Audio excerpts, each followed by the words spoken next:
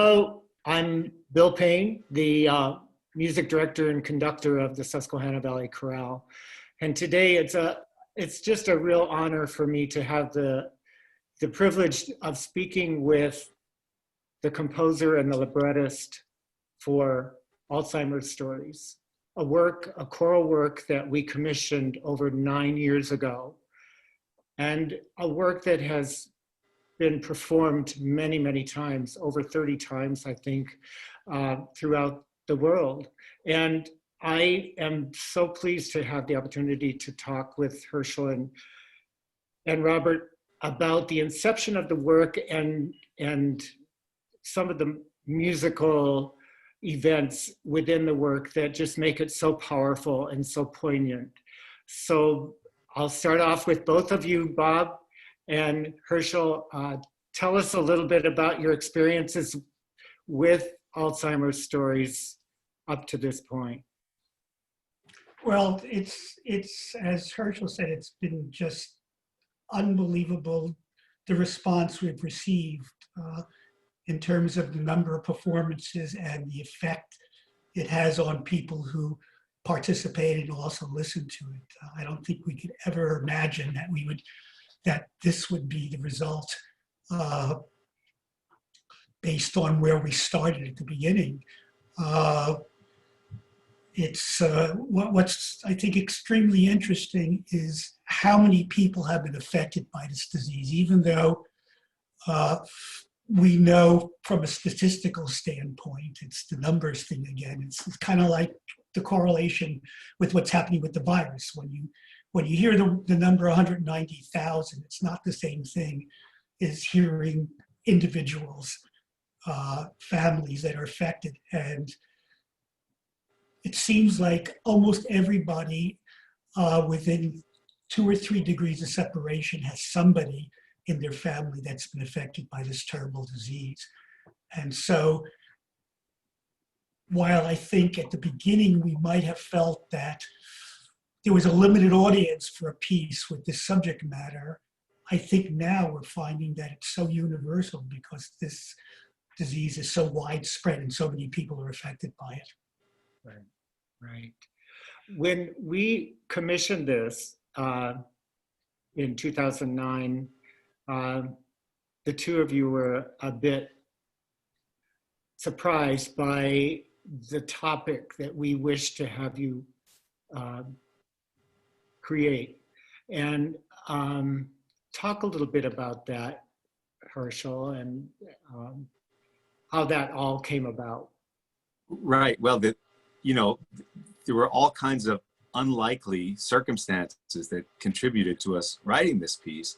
But to start at the end, the kind of wonderful outcome that we could not have predicted, maybe none of us could have predicted. Maybe you, Bill, predicted it better than Robert and I did. But I think the wonderful outcome was that we were able somehow to create this very, very public piece, and it's an important thing that in classical music, you bring all these, significant forces together. So in the case of a piece like this, large chorus and, chamber orchestra, and you have people go to a special place, a concert hall, to hear it.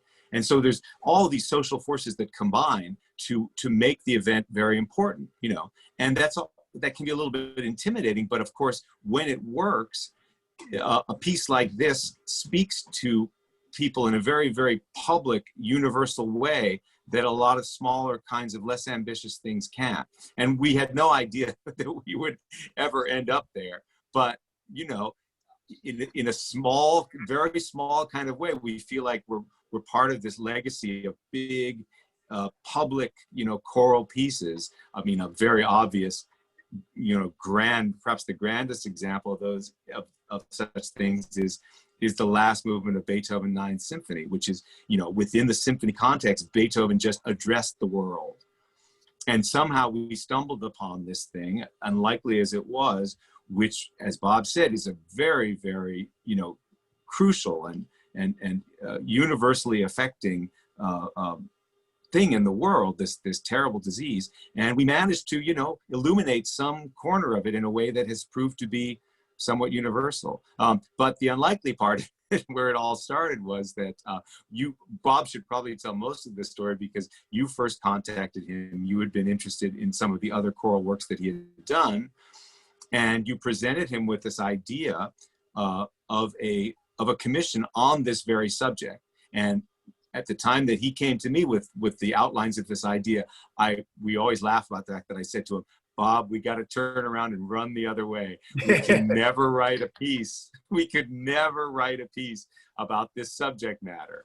I think that my great reservations were, I didn't feel, in a certain way, I didn't feel entitled or capable of writing it. I felt like if I were to do something like this as a writer, I would feel like an imposter the whole way. I have a certain limited personal experience with different kinds of dementia, not actually Alzheimer's in people that I love. But beyond that, it's just such a devastating and significant disease in the way it impacts people's lives. I felt like I, as a writer, wouldn't have the tools to be able to honestly address that. So I'll turn it over to Bob now to give you a little more of the particulars about what did happen. Well, it was Herschel put it very succinctly. I guess I remember when we first met, you had mentioned, well, maybe we want to commission you to write a Requiem Mass or something. And my reaction was, just what we need, another Requiem Mass. There's not enough out there, right? And then you said, but at the time you said we didn't have the financing, so we'll get back to you, if we were able to get financing. So when you called me and you told me the subject matter, my first reaction was, can't I do the Mass? And then I called Herschel, and of course, I keep thinking of the Monty Python, run away, run away. But then I thought about it, and it was a challenge. And I also thought, it's something that needs to be done. I had gone through Alzheimer's with my stepmother, so I was very intimately acquainted with the whole process, the journey, as a lot of doctors call it. Literally from her first diagnosis to pretty much when she passed. So that was, to me, something I was acquainted with. What I wasn't acquainted with, and I think Herschel will also contest to this, is that at the time we wrote this, we weren't aware of the power of music to affect Alzheimer's patients. So in a sense, we were sort of shooting blind, but we were shooting blind in an arena that suddenly became full, because it was several years after that Dan Cohen's documentary came out, Alive Inside, and people became very aware of the power of music. So the fact that Herschel was able to put love and music are the last things to go is quite astounding. It was so prophetic. And that's the final, in the final movement. It says, keep faith. Love and music are the last things to go. Sing anything. And Herschel, it was so incredible that you picked that up out of, and it's important for people to know that a blog was set up with my chorale members, my singers, and their families to just be able to write down their thoughts about and experiences that they had had. And you chose texts from those blogs, and then Robert could take that text and meld it into this amazing piece of music. So right, yeah. that was where it turned from being, this impossible task into something that, that Bob and I were both continually inspired by and continue to be inspired by. It was when we, the way I overcame my own reluctance or my own feeling of, inability to be able to address this subject was when I thought, well, you know, given how prevalent this disease is, I'm sure that within your community of the Susquehanna Valley Chorus, that there must be numbers of people who have been through this with their loved ones. And so then, yeah, when I set up the blog, that really solved it. I mean, it's not that every word in the piece came from the blog, but suddenly I felt that there was an authentic basis, an honest basis for treating this this terrible disease in a not in a writerly way, but in an authentic way, based Right. upon the true experiences of people who had been through it. And so that in every way that kind of transformed the project, and that put it, I think, on the right path. And you're right. I mean, for example, something like that, although I wrote the words in that last movement, I wrote the words leading up to it, but that wonderful kind of catchphrase, that wonderful refrain of "sing anything," came out of one of the stories submitted on the blog. This the person writing the account was talking about how they had routinely been visiting their I can't remember if it was a mother or father, but a parent of theirs who had been, you know, who was in the advanced stages of Alzheimer's. And it's sorry, it's touching to me even now to think about it.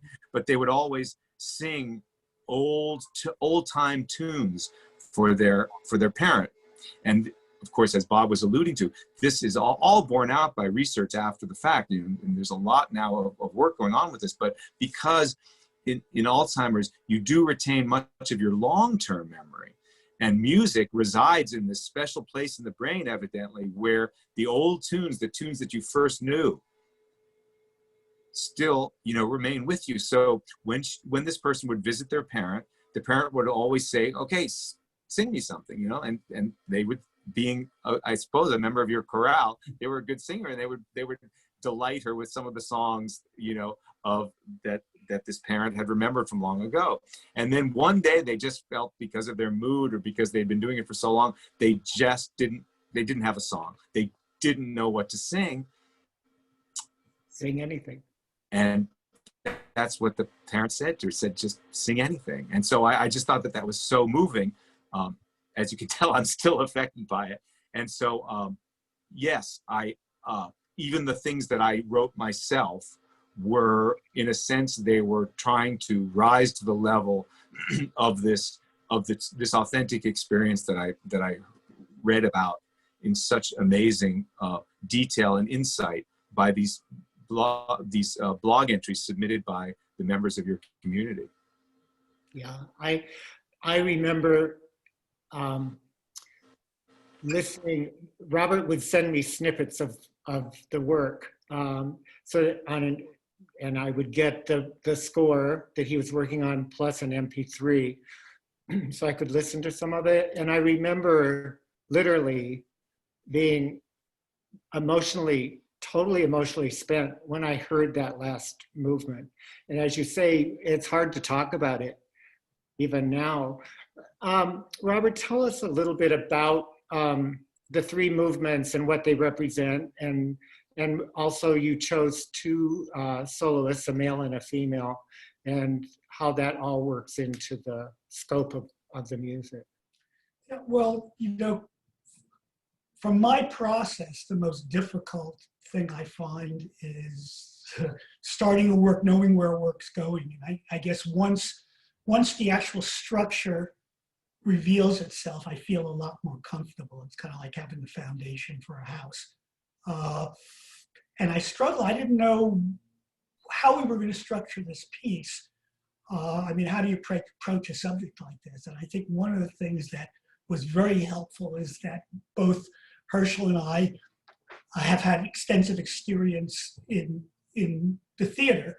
Herschel writing librettos for operas, art songs, myself working in musical theater, both of us working in musical theater.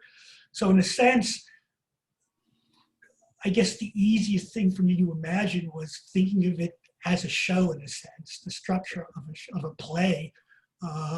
And when Herschel discovered the actual text of Dr. Alzheimer's interviews, that to me was a breakthrough, because to me it became like exposition. So in a sense, the three movements are exposition, then character definition in the second movement, and finally a coda, which sums everything up.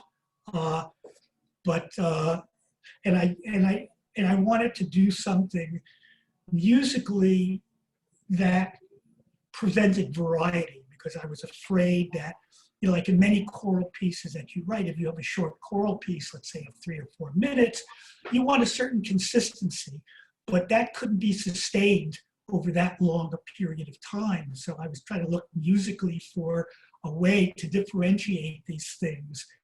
And I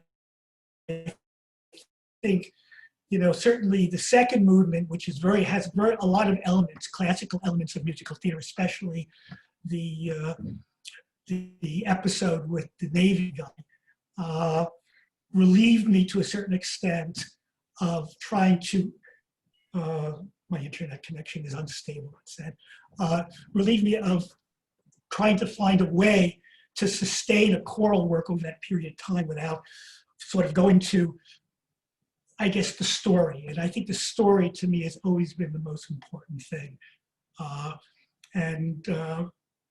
I think both of us were able to tell that story in a way that really, you know, addresses the disease without, I guess,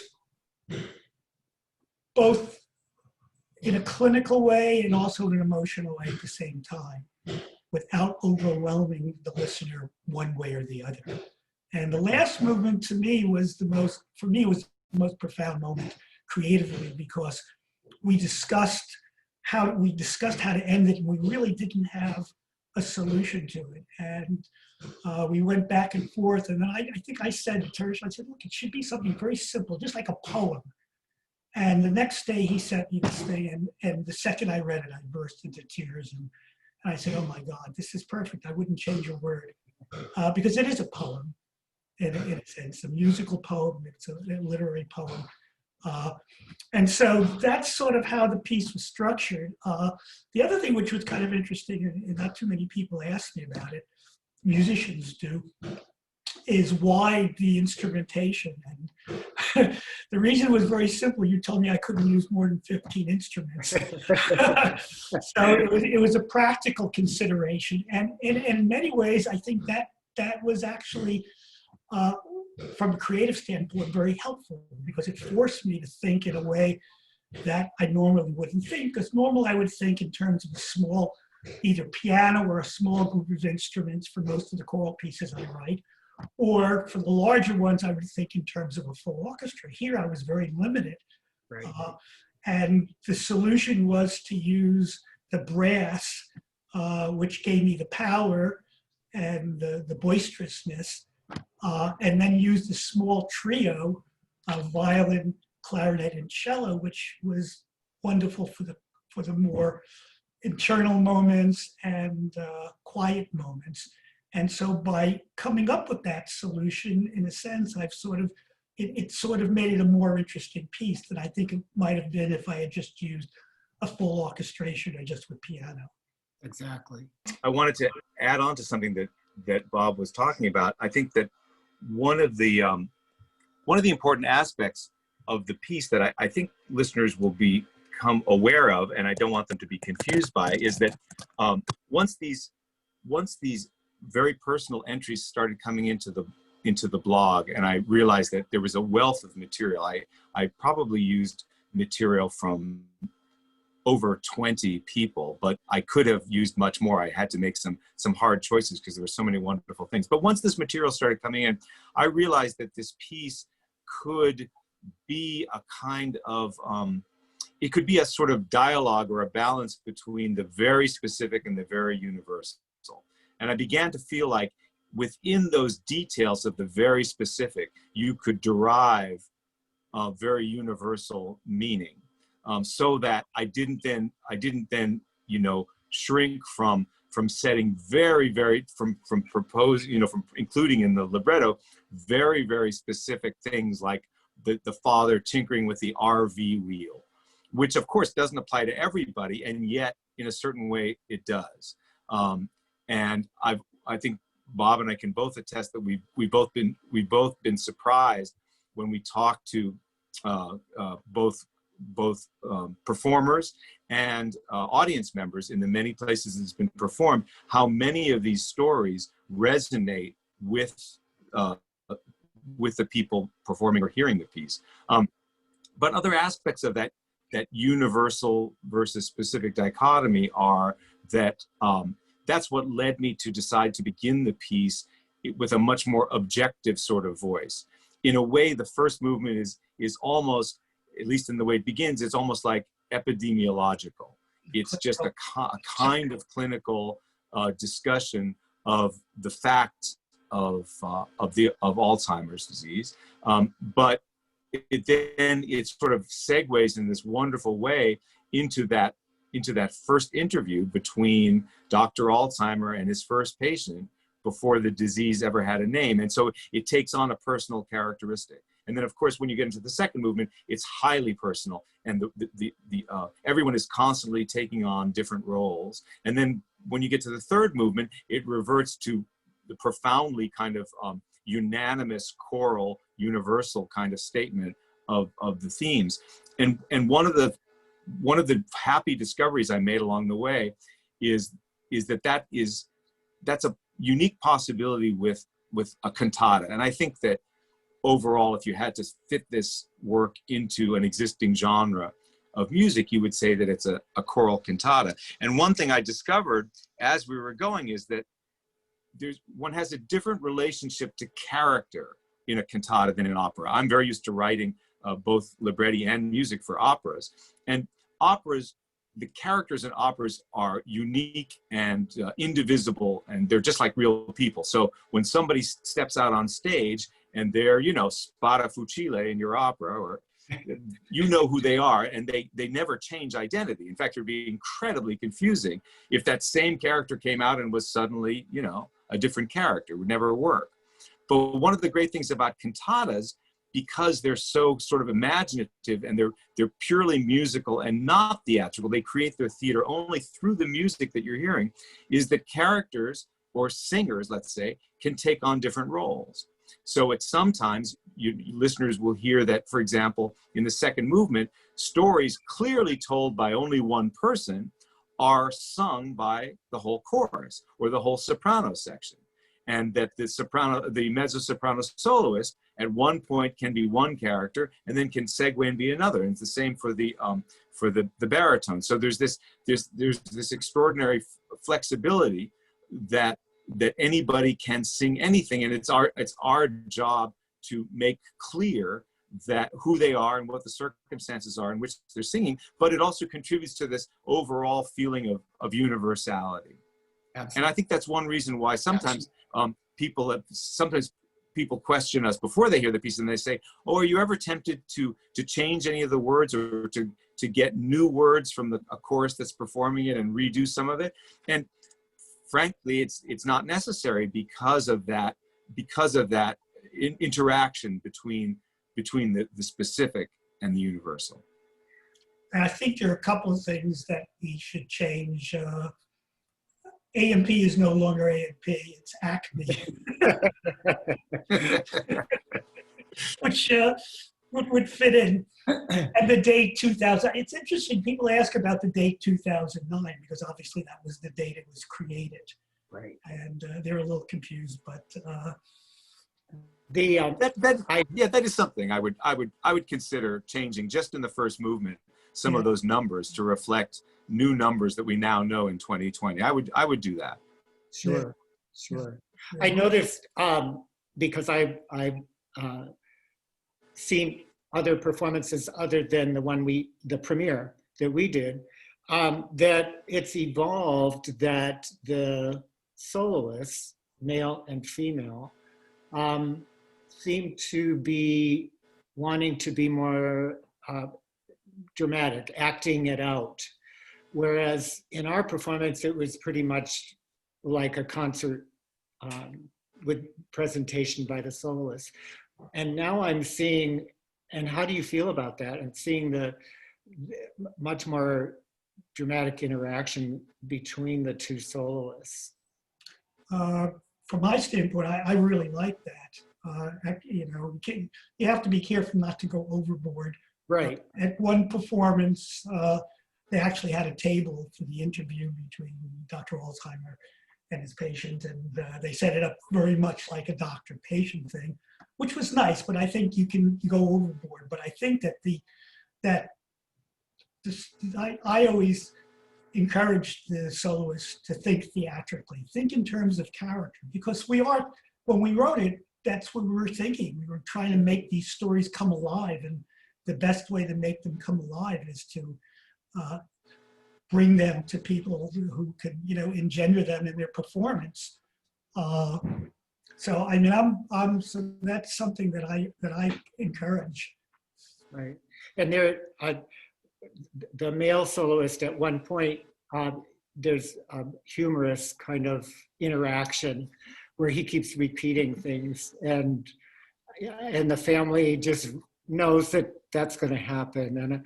And so, like Herschel was saying too, you know, that same singer was Dr. Alzheimer first, and then takes on this role. And so all these various elements come together to just make it such an amazing piece.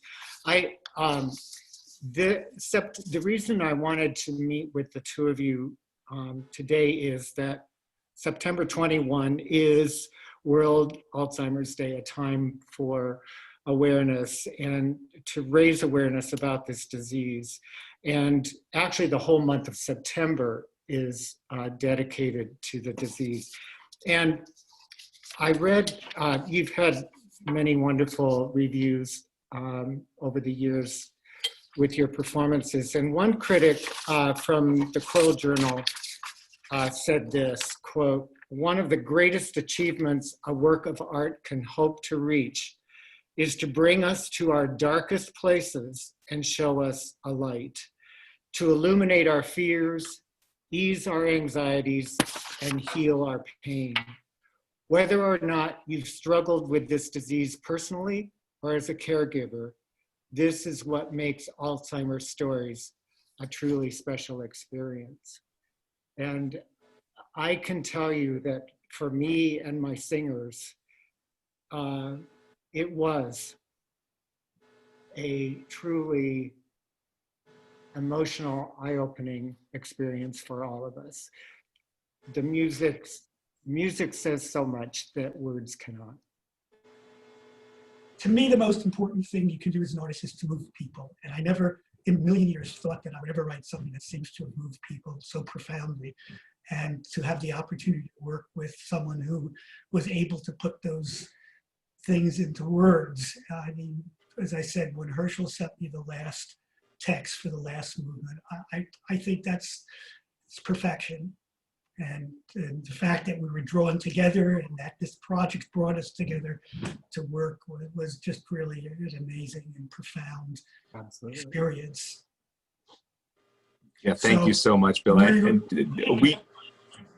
I just wanted to say that we never forget that you and the Susquehanna were the prime movers behind this piece. And I hope you take the same kind of pride in it that we do. And it's just a very, very significant thing to have been involved in, way beyond even all our, personal contributions. I feel like we created something really significant, and well, when you can create and make a difference in people's lives, that's what it's all about.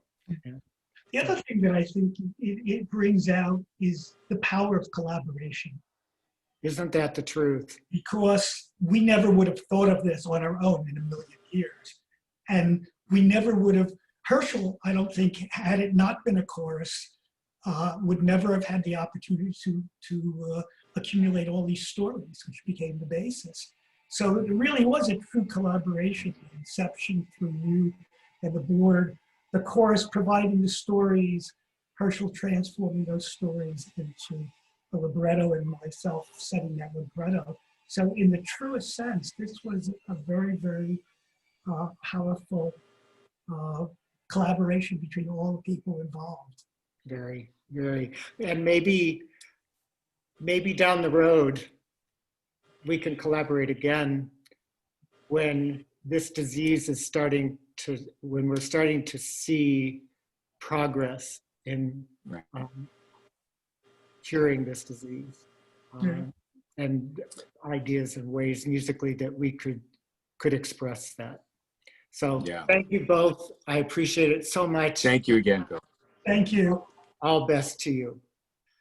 I've asked Jean Hormell to join us today to talk about Alzheimer's stories. And Jean is a current member of the Susquehanna Valley Chorale and was former president of the chorale when we premiered this work. Jean, thanks for being with us today. I wanted to ask you to tell us about any recollections that you might have of the premiere performance, any special recollections. And also, you were instrumental in forming a community committee to help plan and promote the event. So I think everyone would be interested in knowing what went into all of that. So thanks, Jean. You're welcome. I'm glad to be here. And I certainly was glad to be part of that effort and part of performing in the concert that night. It was wonderful to be having it at the Weiss Center. We sat through wonderful rehearsals at that Weiss Center. We watched Bob and Herschel sort of work together and with you on different aspects of the performance to make it so outstanding. I remember the reception afterwards with crowded at the lobby of the Weiss Center with people congratulating everyone proud, all the singers. It was a wonderful evening. And I just sort of happened to be in the right place at the right time, singing in the chorale that year, but was also serving as the president of the board, as Bill said, at the beginning of this commissioning project, and then able to lead in that capacity and see it come to fruition. It was an exciting undertaking with a universal topic. As Herschel suggested, to invite people in our region to share experiences of the disease, those writings started to appear in a private space on our website. And I was able to read those heartfelt posts and communicate personally with a number of those caregivers and relatives. I learned a lot. And when this collaboration was approved by the board, we recognized the need to inform our greater community of this unique plan. So we gathered various regional leaders together to serve on a task force to understand and then help to promote the performance and the effort. One of these meetings, or out of these meetings, came a variety of strategies to tackle this successfully and increase awareness and knowledge of this disease. One main project was the Purple Bow Project. For several months, many people sold large, very durable purple bows all over the Susquehanna Valley to hang on entryways to draw attention.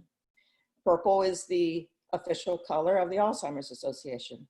This resulted in over $6,000 being donated to the Greater Pennsylvania chapter of the Alzheimer's Association in Harrisburg. Some people left those bows hanging on their doorways for 2 years. They were that tough.